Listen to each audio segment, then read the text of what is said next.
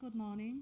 Just to say that my talk is not going to be as academic as some of the talks we enjoyed yesterday. So really, I'm here to present my own work as a practicing artist. So basically, I'm sharing my field notes with you. A few years back, when I just completed my first long-term project, Mother River, I went to a portfolio review event. The first comment from the male reviewer was, this is not a project for women. Only blokes will go out and do this sort of things. Kind of funny he should say that, since most blokes won't even survive the project physically.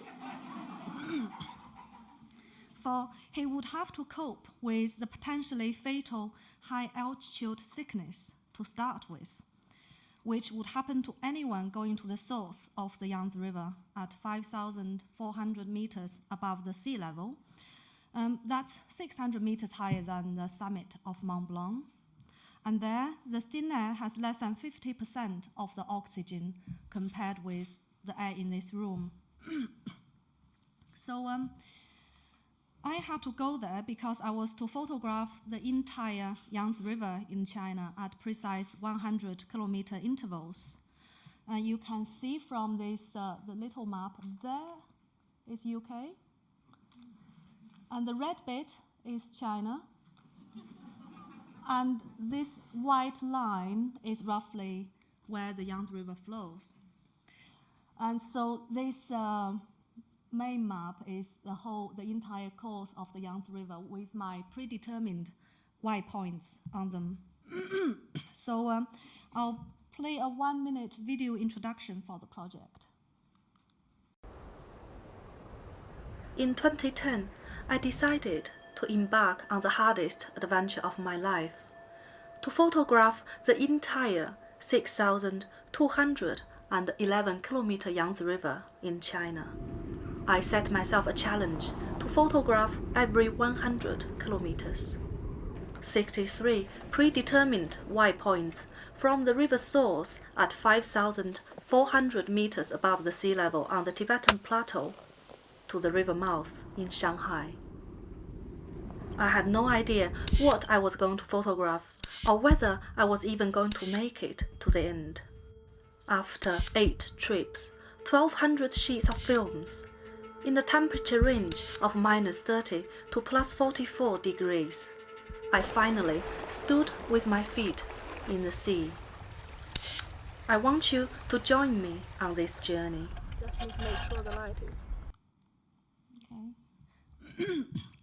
An imagined landscape of the Yangtze River was already iconized in traditional China through landscape paintings, poetry, and literature, which centered along the narrow valleys at the famous Three Gorges and the flatter lakeland in the last 1,000 kilometers of the river.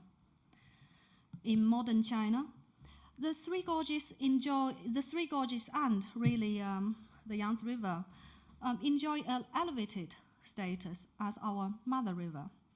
So the Three Gorges landscape is printed on our money, as you can see here, and familiarized to every Chinese person. Meanwhile, the gorges and few other locations, such as the Big Bend, became the content of an international imagination of a natural China. You can see this from the search result of the Yangtze River in both, this is Google and Baidu, the most popular search engine in China. But as we know, the Yangtze River is not just the mother river. With more than 30 dams on it now, the river also invites terms such as pollution, environmental disasters, destruction, and even dictatorship. Facing such binary views and an already oversaturated representation of the Yangtze, how can I possibly add anything new or slightly different? So my first step was to know the river beyond what I have already been told and shown. Seeing quickly became insufficient. Touching became a key research method. At the source of the Yangtze River, I made a red circle with my bare hands.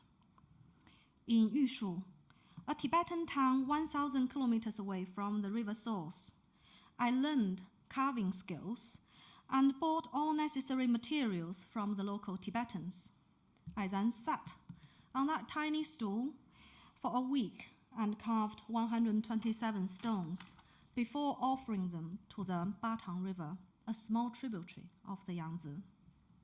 Then, in Chongqing, a major city, 3,700 kilometers away from the river source, I finally became one with the river.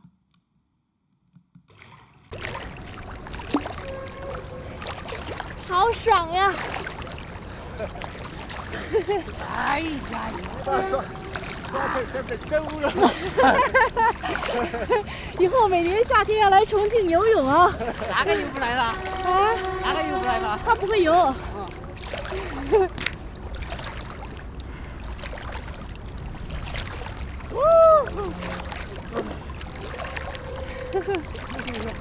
哇，太爽了！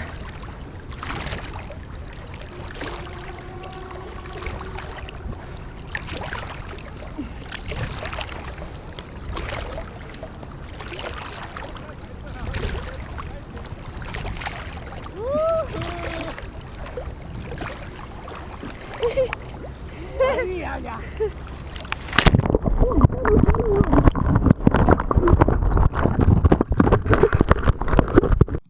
Don't worry, it's only my camera that got drowned.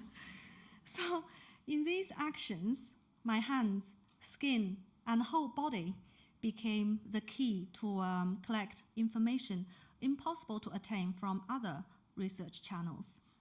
I felt the pain, the cold, the discomfort, and the overwhelming power of the river's flow. With such senses, I finally came to the conclusion that the Mother River, as I knew since a child growing up in China, was a myth, constructed in representation. Such representation has deep-seated regional hierarchy and aesthetic preferences. A few iconic places, i.e. the Three Gorges and the dams, have come to represent the entire river, good or bad. Surely, the river has more to offer from its long course traversing the entire width of China. To conceptually undermine such regional hierarchy, I decided to photograph the entire river at precise 100-kilometer intervals. Such method would also provide a systematic approach to a whole set of vernacular landscapes and accidental views, which are not normally included in the portfolio of the Mother River. The actual realization of Mother River project following the Y-point system could be described as with sweat, dust, tears, and blood. It's obviously impossible to share all the 8 trips with you here. You can learn it from my book. The big one is here. You can have a look afterwards. And I also made a very small low-tech postcard book which contains all the 76 beds I slept on during the project.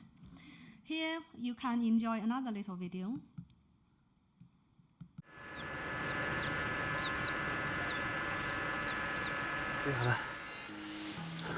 啊，这么凉啊！绝对冰镇啤酒。 This is the most expensive bed I've ever slept on. 150,000 pounds. What do you think about that? And sleeping bag from my best friend. So warm. 嘿。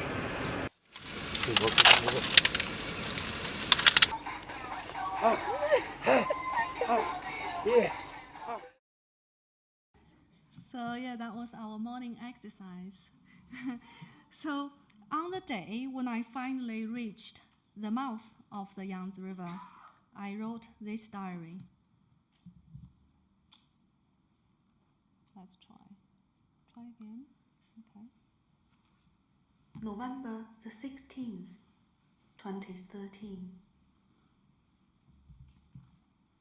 How do I feel when facing the endless expansion of the ocean? After having visited all the other 62 points on the river,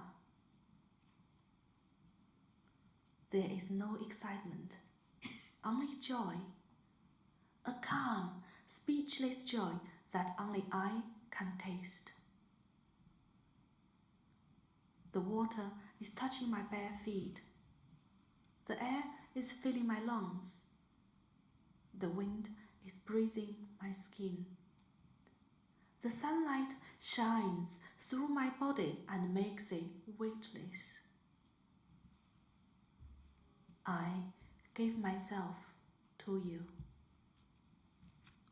So, was I operating as a woman photographer? I don't know. Perhaps my desire to have a physical embodiment with the river is influenced by my gender. After all, the photographic critic Liz Wells observes that women photographers have the tendency to employ the bodily and the haptic. But she points out quickly that this is only a tendency. Towards this matter, the photo historian Dr. Michael Pritchard also comments that some women might have a more empathetic view towards their subject matter, but the difference between male and female photographers is not easily quantifiable. Talking about more empathetic view, we can also compare two early traveling photographers. Between 1868 and 1872, the British photographer John Thomson made several trips to China and sailed upstream on the Yangtze River from Shanghai and reached as far as Chongqing. He went with a colonial mindset. For example, having calmly described in length the Chinese boatman's fear of navigating the Tintan Rapid and the fact that they only did it for money, Thomson stated that, quote, "I see no reason why the kind of steamer Captain Blackstone has suggested should not navigate this, and indeed any of the other rapids on the river. Were the river once opened to trade, daring and scientific skill would be forthcoming to accomplish the end in view," end quote. In 1894, the British traveller, explorer, and photographer Lady Isabella Bird set off on a 3-year trip via Canada to China, Korea, Russia, and other Eastern Asian countries. During this period, she sailed up the Yangtze River from Shanghai through the Three Gorges before turning north to Chengdu, then west towards Tibet. She was one of the first women or foreign women to travel in China in such independent manner. In 1899, her photo book, The Yangtze Valley and Beyond, was published. Bird also had colonial mindset to start with, but she appeared to be more empathetic during later stage of her trip. This is from her book, quote, "In much talk about open doors and spheres of influence and interest, in much greed for ourselves, not always dexterously cloaked, and much jealousy and suspicion of our neighbors, and in much interest in the undignified scramble for concessions in which we have been taking our share at Peking, there is a risk of our coming to think only of markets, territory, and railroads, and of ignoring the men who, for 2,000 years, have been making China worth scrambling for," end quote. While reading her book, I was delighted to discover that both Bird and I visited one specific location, the Zhangfei Temple. Zhangfei is a legendary war hero in China. The Zhangfei Temple at mile 39. So this is the book page from her book, and that's a temple. And that's my picture from the temple, actually. It was a wonderful feeling to connect with these early photographers and explorers. But like them, I also operated from my own social, political context with known and unknown prejudice. As traveling photographers, we risk to be the nosy outsiders and intruders. Also, we are the privileged ones who choose to travel, and we have the means to support it. For the Mother River project, I was aware of the complexities within the relationship between China and its western borderlands, including Tibet. Such borderlands host the source and most of the upstream region of the Yangtze River, so about at least a third of the whole length of the river, together with many ethnic minority groups. I'm not one of them. I am Han, the majority and dominant ethnic group in China. My vision towards the borderlands could hardly be argued as an insider's point of view. I made conscious efforts to get to know them as much as possible, and trying to avoiding portraying them as the exotic. But anything other than that was beyond the project's intention at the time. So just 3 pictures to show you from the Tibetan region.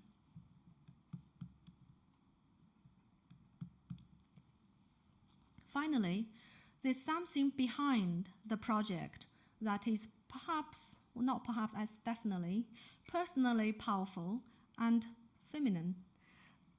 In March 2013, when I was hesitating to commit to the entire Y-point system, my mother, then 67 years old, decided to go with me for the pilot trip. She wanted to be part of this potentially interesting project and to make sure that I was safe. With her support, there was no way back. Then, for the last trip in May 2014, I was 5 months pregnant with my daughter Lily. It is interesting that the 3 generations of women in my family are somehow connected to this one river. So here I'll share you another diary entry written on this bed, the last bed I slept on for this project. June the 1st, 2014. This is my 3rd visit to Y51. For the first 2 visits, I hated it here. I was bored with these dirty little towns, the scruffy hotels, and the disgusting restaurants with noodles full of dead flies. Crucially, I was bored with the repeated demands and disappointments brought by the points system. I just couldn't see anything exciting enough to press the button for. It was a pure torture. But this trip is different. At the riverside, we have an unexpected view. The stormy weather creates an interesting atmosphere. But what I remember the most are the kicks of my unborn baby. For some reason, she seems very excited. I'm trying hard to ignore the distraction of the wind and rain. But while I'm focusing on the ground glass, she just can't stop kicking. So that's the end of my presentation, and I know you are not easily satisfied, so I welcome questions and challenging questions. Thank you.